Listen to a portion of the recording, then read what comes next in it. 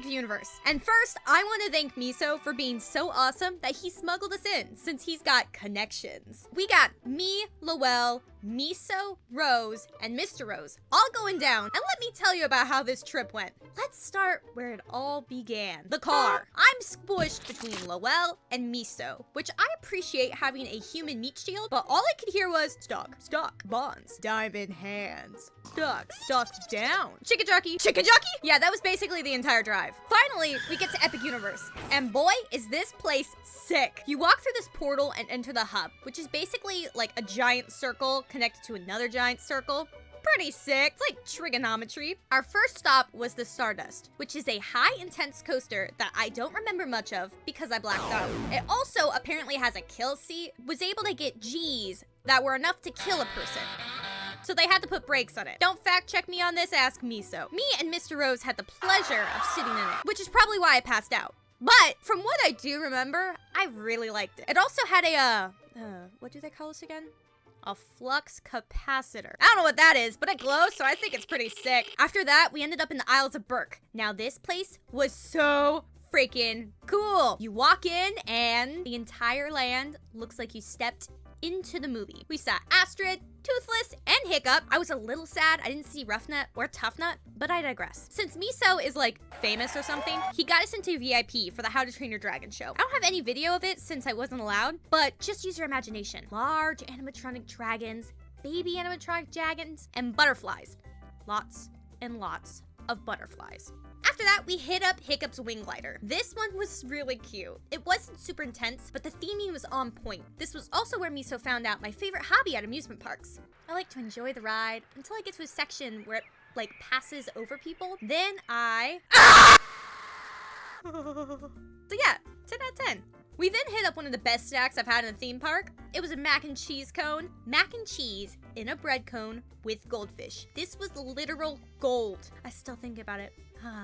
Mac and cheese. Next up, we go to probably the coolest section of Epic Universe. Now, this place is mystical. This place is magical. This is the Ministry of Magic. And you walk in and you immediately turn around and leave because the ride is broken and there's nothing else to do.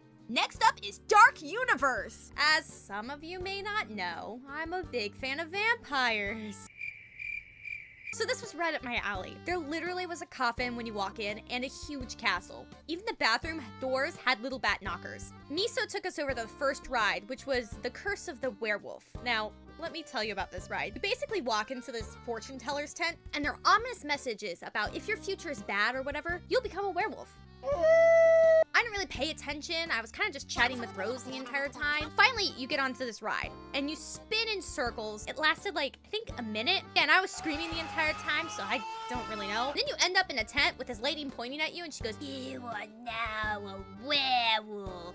Yeah, none of us understood what just happened or why it happened. Finally, we get to that big kahuna, Monsters Unchained. Now this ride, mwah, chef's kiss. You walk through a sick gothic castle with murals of Frankenstein, Dracula, swamp monster, etc. All the classics. You end up in this large room where the floor is like a treadmill. As we sit down, the worker looks at me and goes, "Be careful not to get bit by Dracula, ha, ha, ha." Of course, without missing a beat, I say, "But have you ever considered that I may want him to bite me?"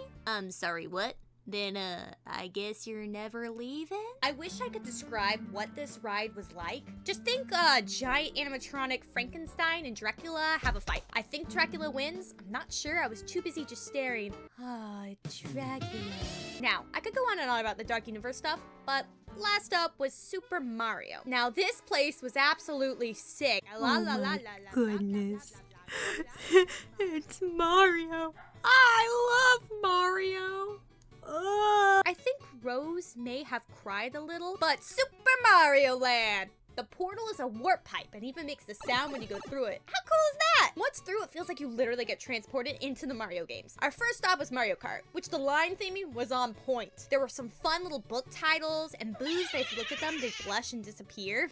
Ooh woo. Eventually, you get on the ride, which was underwhelming, to be honest. I'm not really a fan of anything with 3D goggles, and that was basically the entire gimmick. It was cool per se, but not my favorite. I did like that when we got stuck, me and Miso could drive the car back and forth and back and forth.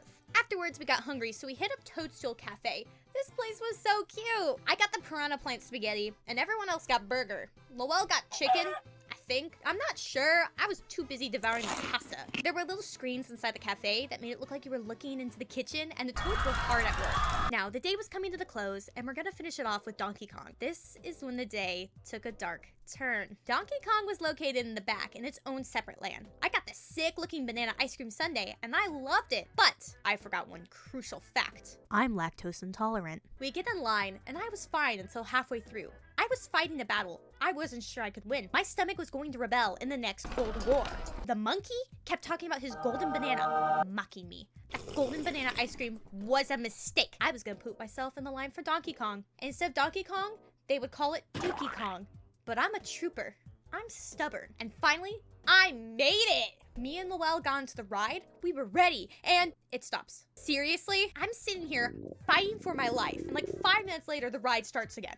And let me tell you, this ride was literally the worst chiropractor ever. You get off and your entire skeleton is literally rearranged. Finally, we're off and I can see it. Freedom. I book it, not even saying hi to the others, and finally get to the sweet sanctuary of the underwater themed bathroom. All in all, I had a blast. And I'm so thankful for my friends for putting up with my antics and letting me go on these crazy adventures. See y'all in the next one.